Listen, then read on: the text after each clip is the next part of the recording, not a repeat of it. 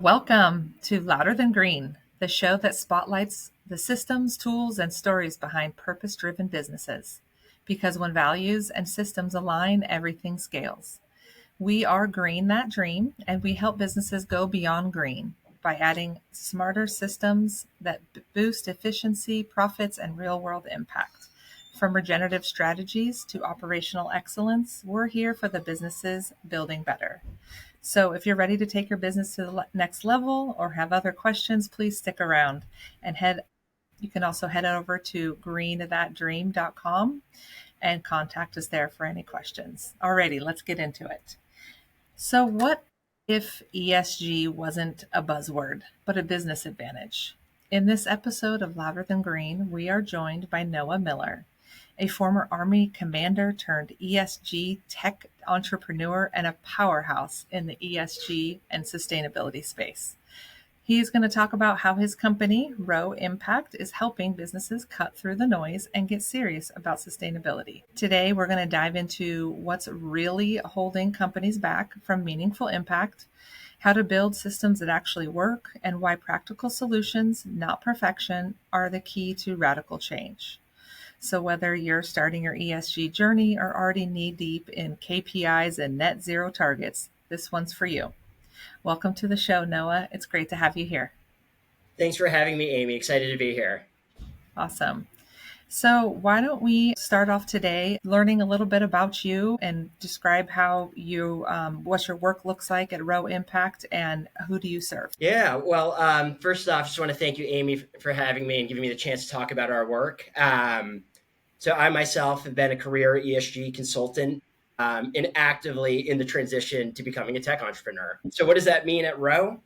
So we are a ragtag group of scientists, practitioners, and software engineers that we're really looking to combine those three to create better access and inclusion to the kind of software, the kind of data that's required to really help people act with confidence on all things climate. So really around what are the products, the services, the technologies, the solutions that enable us to transition to a low carbon economy and make money while doing it. That's really what we're focused on at Roe, and our roots date back to about 2012. So we've been really obsessed with this question for a long time now around what will the impact be if this thing scales? This thing being a hard piece of hardware, a software, a product, a service, an energy source. And that is the fundamental question of our time as we're debating what will it take to decarbonize industries and actually achieve this just, resilient, net zero transition for all. Right. That's a pretty big question too. It Pretty is, big. right? It is the question of our time. Yeah, absolutely. So what's been the biggest either win or breakthrough that you guys have had this past year? Yeah, well, I would say our experience working with folks across the business community, from institutional investors to startups that are creating, new energy sources out of mud and bubble gum. So across the board, from startups, accelerators, climate tech VC shops, institutional investors, this notion of what will the impact be if this scales is relevant to everybody that's either investing in climate, innovating on climate, or advising on climate. So that's been the biggest win, is that this notion, this concept is really applicable to everybody that is working on the fundamental question of our time. That's awesome. Yeah. So it can be applicable to really anybody who's interested in it, right? That's great. Right. So what are some of your main growth targets or goals for this year, and why is that? Why have you guys chosen that to be your target for the year? Yeah, well, I would say, without putting a quantified goal on the list here, I would say our biggest goal thematically is getting more users into our software platform, which is essentially packaging up the work that we had been brought in to consult on for the past, going on a decade, around how do you start to conceptualize the impact of these emerging solutions compared to the incumbent on the market? So what does that mean across industries if we can have a version of the product or service that's needed with less energy, less materials, all of these things that have both an emissions impact and a cost element to it. So that's really been our goal, is more folks starting to think about climate and climate solutions this way, and using the metric of avoided emissions to be able to both forecast and communicate what is the relevance of their solution and what are the implications if it scales. Right, right. How have you guys been going about getting more users or tracking those metrics for kind of, I mean, it's a very specific goal, right? With that certain type of user. So I'm just wondering how you guys are measuring that. Yeah, well, a big part of our strategy, and I think, our ethos as a company has been teamwork makes the dream work, and combating the climate crisis is the ultimate team sport. So we have been dedicated, putting a lot of time into being in the standard setters groups, the coalitions, the networks, and really being able to be a resource and a partner to these groups that are allocating capital to the game-changing ideas that practically are needed to, forget save the universe, as we all, but save their business and their customers. So that has been the biggest focus area of ours. And also, I would say a big component of our success this far has been putting our hands up when we're in the right rooms with the right people to show that we are the best at this particular part of the game. And how has that been working for you guys? So far, so good. I mean, I would say we have a global clientele. It is very challenging we all have little children. So coordinating, life around our clientele is a challenge, yet invigorating, because it's demonstrating there is a global need for better data, better insight, and better, really, software to be able to have the confidence to invest the billions of dollars that all the experts say is needed to stop the climate catastrophe and create a low carbon economy. Right, right. Yeah, I mean, it takes a lot of the big question with the big global impact, like you say, but it's so imperative. I mean, what's the cost or implication of not meeting your goals or, not getting, to where you guys want to be? I mean, I would say the implications are really societal implications. I mean, not to be dramatic, but this information is the barrier currently to having better foresight, better stability, better confidence in how we're going to be planning for the future. And without that data and without that structuring of the data, it's really hard to make sense of all of these future metrics and information that's being provided around. The future is dire, but what does dire look like commercially, and how can we turn that, risk into a legitimate commercial opportunity by bringing these solutions to market that both decarbonize and cut costs or increase competitiveness? Right. So let's start talking about, I mean, we kind of started already, but talking more about what's getting in the way, right? So what's kind of your biggest operational challenge that you guys have been dealing with? I would say some of the, in terms of our internal operations, I'd say one challenge is just there's a shortage of talent. This is a specific, set of capabilities. LinkedIn has come out with so many studies on the green skills gap, and how the future is going to require these capabilities across industries, across functional roles. That is a big challenge on its own, and also a challenge that we see as a market opportunity, because if we can rapidly accelerate the capabilities of everybody working in the space, we increase the likelihood that we'll figure this stuff out together. Right, right. But that is a challenge. It's not an operational challenge, but it's a very practical challenge that we're grappling with. Operationally, I would say, I'm sure you hear this a lot, Aimee, from folks that run remote companies, is it you can really feel what's missing when you don't have a physical location in the cultural implications. So we've, of course, tried to do everything we can to make an inclusive, engaging, empowering online feel. But I'll tell you, there's definitely nothing like being together in person. And that is a very real operational and practical that we're feeling for sure. Yeah. No, I agree. I mean, I remember I've been working remote for a long time, and there's something to be said by being able to get into the room together and being able to have some, I don't know, it's almost like you're able to have those deeper conversations to really get a sense of the importance of things from different people. So yeah, that's interesting. I mean, are you guys spread out all over the world, or are you mostly in the US? So our full-time team is mostly in the U.S., but we have run research fellowships over the years with kind of global Mm, set of up and coming, rising stars in the space yeah, that are putting their hand up for, we want to do this work, and we're trying to build essentially the Roe Impact Army to be able to advance right. the ball across the board. Yeah. Do you guys call it that, Roe Impact Army? Because I love that if you do. No, we don't, but I think you kind of teed it up in the beginning well for that. Yeah.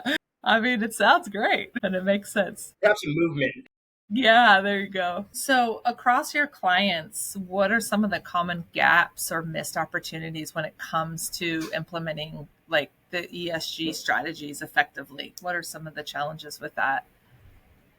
Yeah, I mean, how long do you have, Amy? Every challenge you can imagine. I'd say some of the biggest challenges practically after having spent a career under the hood in boardrooms to the break room and every kind of level of the organization is not everybody just having all the information to see how big of a problem or opportunity this stuff is. So folks that may functionally not see as much of it, but feel the downstream implications for their work, that is a very practical challenge in working with big organizations trying to implement a enterprise strategy across business units, geographic markets, subsidiaries. So really making that commercial value clear in aligning the priorities and objectives of all these moving parts, that is practically some of the more challenging aspects of the work. I'd Mhm. say as a consultant by nature, doing the work and knowing how to do the work is just, table stakes. It's all of these softer pressures and objectives in the underlying politics that need to be navigated in order to get people to adopt what you're suggesting and do the stuff that needs to be done. So yeah, that's a very practical people challenge because we have the know-how. It's really, we've got people problems that we have to sort through. It's always the people problems that are the hardest because it's so personal, right? And you can't just, I think there's no like blanket or box answer for everybody, especially things more in this mission driven environment that we're in. It's like passion for people. And so I feel like it's a little bit, I don't know, I guess it's the messaging, right? Do you guys have that? Do you think that that's part of the issue? Like, is it a messaging, branding? Like you said, creating awareness, but what does that look like to help with that? Yeah. So, the consulting side is very much, those people problems. Going to market with software really is Yeah. pushing this concept into the market where it is kind of an emerging concept. Hmm. The underlying metric of avoided emissions is an emerging concept. But fundamentally, it is making the discussion around climate a practical one. So I'll give you an Right. example. Everybody is constantly talking about financed emissions and reducing financed emissions, the emissions Hmm. associated with your capital allocation. We will never completely divest from buildings, from infrastructure, from the real world. So when we talk about reducing our financed emissions, we're talking about fundamentally changing a business if you're going to really actually start to divest from any hard assets. With avoided emissions, we flip it on its head a little bit for a climate positive metric around what is the impact of this solution if it scales, so Hmm. that you can demonstrate the more good that you're doing in addition to reducing the bad on the finance emission side. So I think it opens up the discussion in a practical way that is easier to, discuss in a commercial context than the sky is falling. What is our business going to do about it? Absolutely. So it's looking at the change, like measuring the change, right? Is easier to kind of to understand for people to understand. Right, right. If we can put some measurement behind this abstract stuff, maybe we can bring it down to earth and actually act on it. Exactly. So, if you could wave a wand and fix one root issue in how ESG is getting implemented or measured, what would it be? Well, that's a good one. I would suggest, and this is I think this is probably a good lesson in life and in all fields, is we need to get back to the fundamentals. At the end of the day, all of this space has been so politicized, there's been so many journalist headlines that it's really hard to make sense of this field and this way of thinking and this way of doing business. But at the end of the day, all we're talking about is how can you capture more market share by showing you can solve the big problem that buyers are wrestling with. That's ultimately what we're getting to. How can investors raise more capital by showing how they're going to hit climate goal mandates of LPs? All of these things that are commercially required to operate in this space, we just have to keep pushing on that and return to the fundamentals of business to be able to act on it. And instead of these taking on this concept as peripheral to the core operations of the business and isolated from the daily success of the business. Is that something that you guys try to do, or is it something that's kind of forgotten about because it's not easily to? So I was just wondering, is that something that you guys actively are trying to do in your methodologies with like bringing it back to fundamentals? Does that help in your process? And is that like something you guys actively do? It's probably another good of those applies to life. The art and science of this work, the science of the software, the artistry is getting people to adopt and incorporate and accelerate.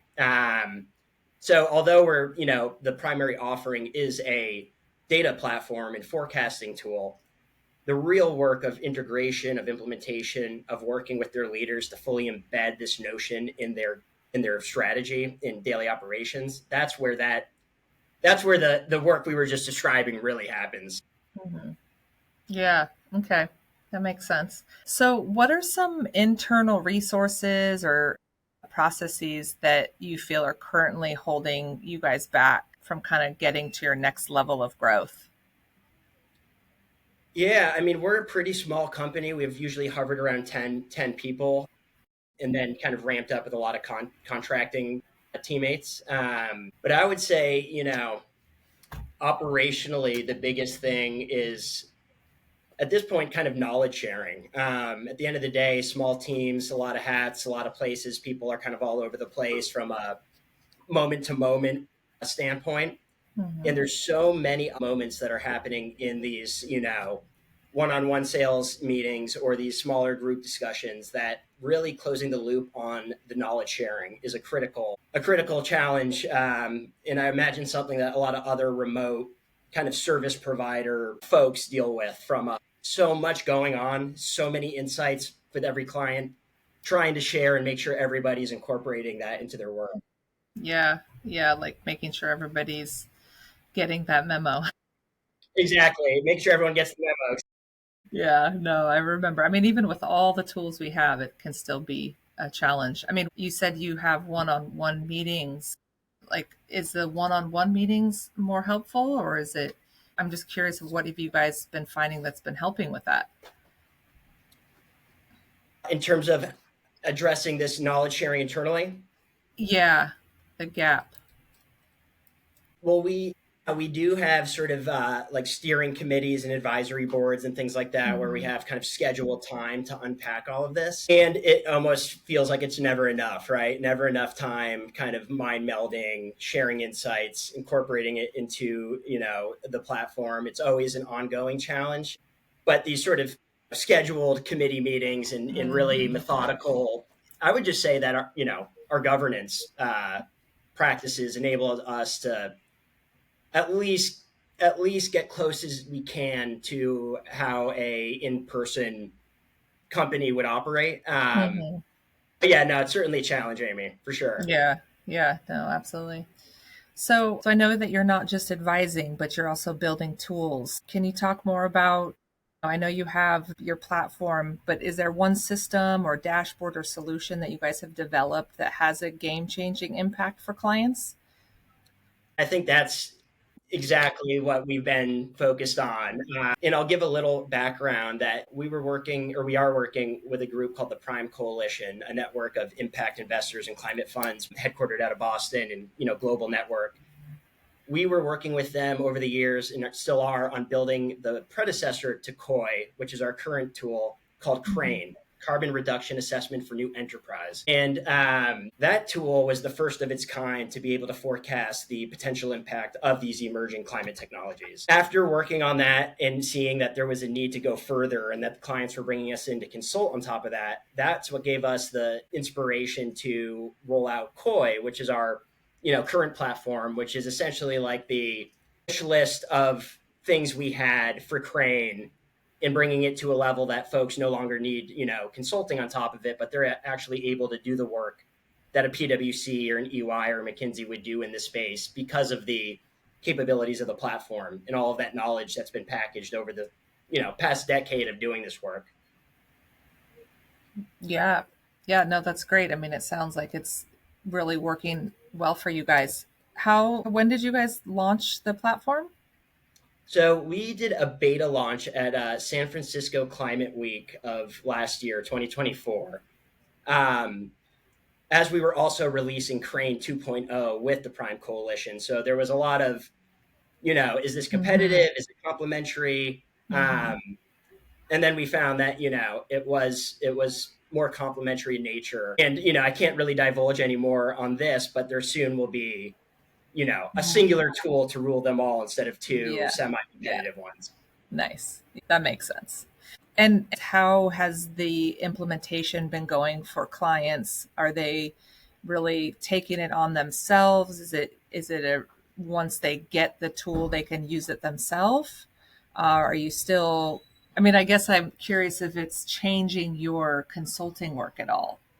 In the early days, we were kind of doing, I wouldn't say anything and everything that touches the space, but we just had a much more diverse set of offerings, and we're being brought into a lot of stuff that was not directly this climate solution forecasting work and more of the kind of corporate ESG planning and implementation. But since the software platform, since we've gone live with that, we've really sort of closed our focus to anybody that is working on climate solutions, whether they're an investor, an innovator, or an advisor. They should be doing that work in Koi. And that's really what we've been trying to narrow the funnel to, is climate solution anything. If you're working on climate solutions, you should be working in Koi. Right. That's great. I mean, how do you go about getting more users?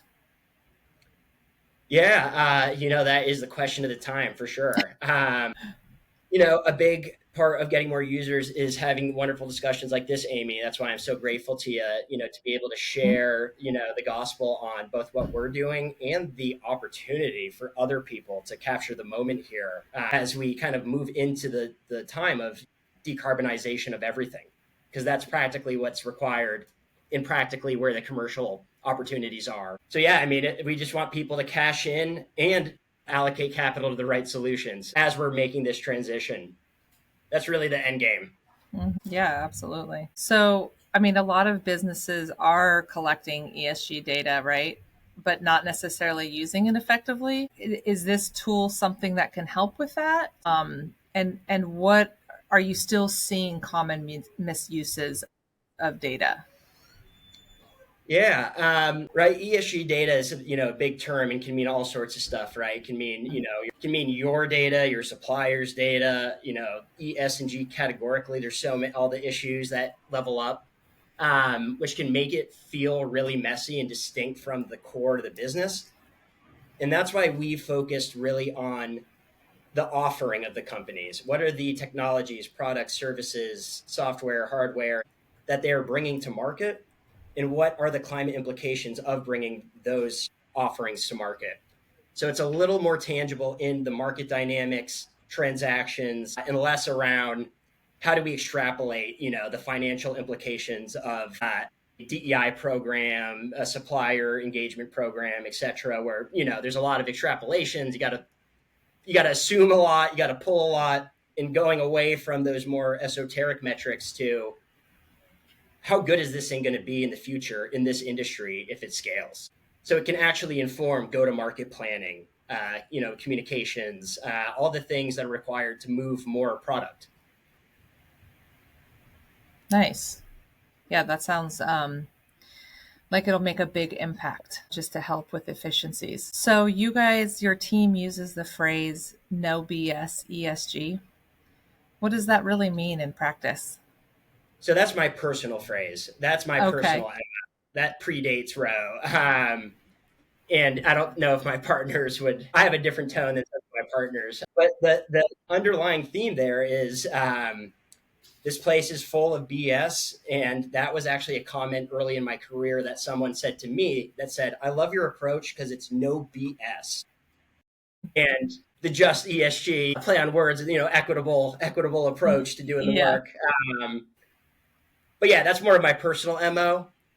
At Row, our real kind of tagline is, we want to help the best climate solutions win because we're Yeah. really about making sure that the technologies, the product services, the companies that are bringing them to market, the investors that are funding them, that they win in the competitive nature of this transition to this future economy that everyone's talking about.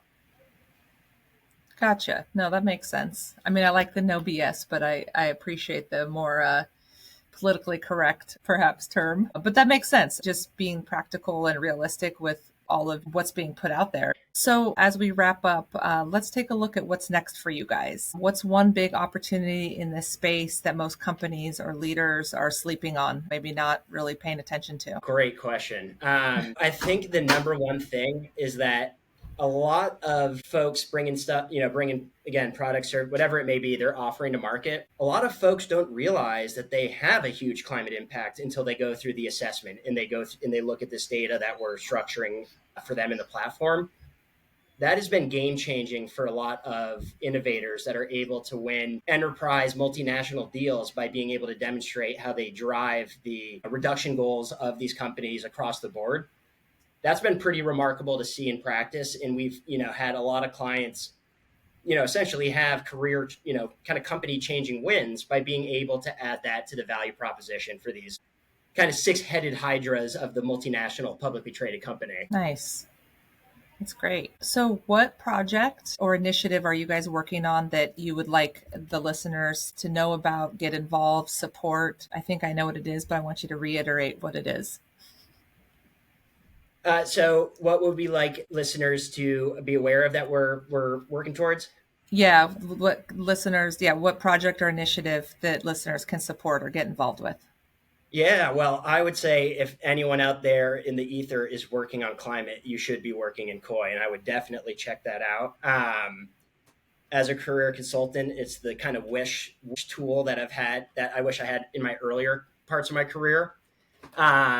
So anybody, whether you're an investor, an innovator, or just an enthusiast, you should definitely check it out. As I think it will not only tactically be helpful, but really shift the discussion that you're having in your circles around what are the commercial implications for this transition and what can we do about it to capture it. So, if you could leave our audience with one challenge or action step, what would it be? Yeah, get some third-party verification of your impact. That is the kind of call to action. Once you start to measure, right? It's like the Peter Drucker famous, what you can't manage, what you can't measure. You Mm-hmm. also can't maximize the opportunity of what you can't measure. And that's where this measurement and this forecasting of how effective are the things we're bringing to market going to be in the future in this industry. And what does that mean for the climate?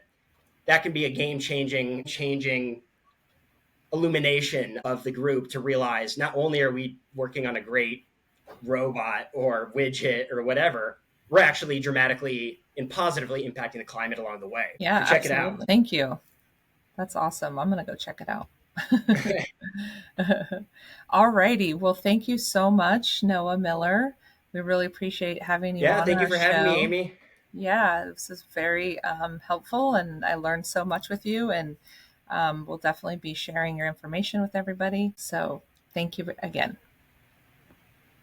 Wonderful. Thanks again. I am your host, Aimee Haasteaby, and I would just like to say that I am so truly grateful to each guest who takes the time to share their story, and to you, the listener, for being part of this community. This show is about learning out loud, connecting ideas, and amplifying the voices of people doing the real work of building a regenerative future.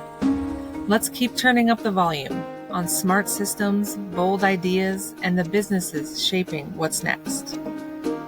So please join me and keep showing up, keep speaking up, and keep it louder than green. Thank you so much. Have an amazing day.